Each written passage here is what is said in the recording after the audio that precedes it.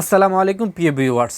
আজকের ভিডিওতে আপনাদেরকে দেখাতে যাচ্ছি কিভাবে পুরনো জিমেল অ্যাড্রেসটি আপনি পরিবর্তন করবেন।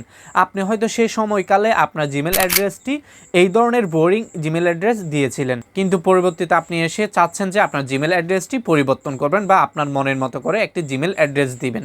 সো এটা অনেকেই না জানার কারণে কিন্তু পরিবর্তন করতে পারতেছেন না। সো আজকের এই ভিডিওতে দেখাতে যাচ্ছে কিভাবে আপনি পুরনো জিমেল অ্যাড্রেসটি পরিবর্তন করে আপনার মনের মতো করে একটি জিমেল অ্যাড্রেস দিবেন।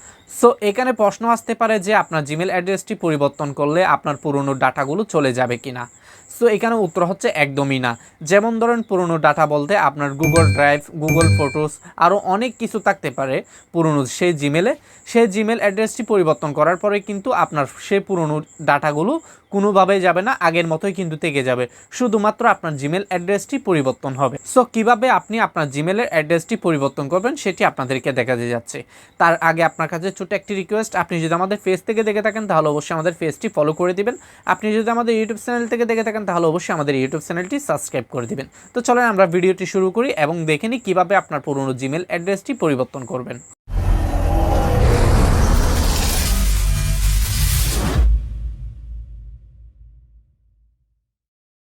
তো সর্বপ্রথম আপনার মোবাইলটি অন করবেন। মোবাইলটি অন করার পর আপনারা কী করবেন, আপনার জিমেলের যে অ্যাপ্লিকেশনটি রয়েছে আপনারা সেই অ্যাপ্লিকেশনে চলে যাবেন। ঠিক আছে, তো আমি সেই অ্যাপ্লিকেশনে চলে যাচ্ছি।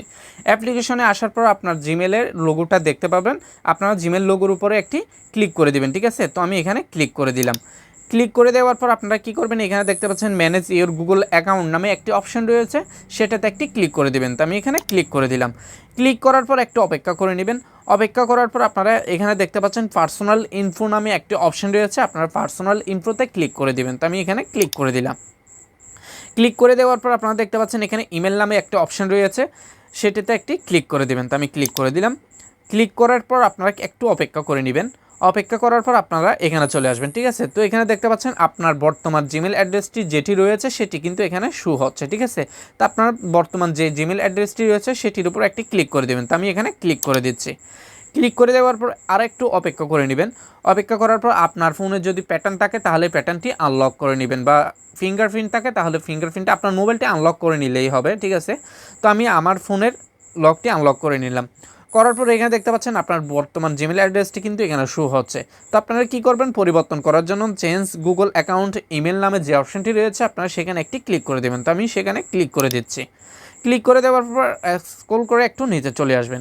নিচে আসার পর এখানে দেখতে পাচ্ছেন আপনি যে এখন বর্তমানে যে নামটি দিতে যাচ্ছেন, যে জিমেল অ্যাড্রেসটি দিতে চাচ্ছেন সেটি কিন্তু এখানে আপনার মনের মতো করে আপনি লিখে দিবেন। ঠিক আছে, তো আমি চাচ্ছি আমার একটি মনের মতো করে জিমেল অ্যাড্রেস এখানে বসানোর জন্য, তো আমি এখানে বসিয়ে দিচ্ছি আমার মনের মতো করে একটি জিমেল অ্যাড্রেস।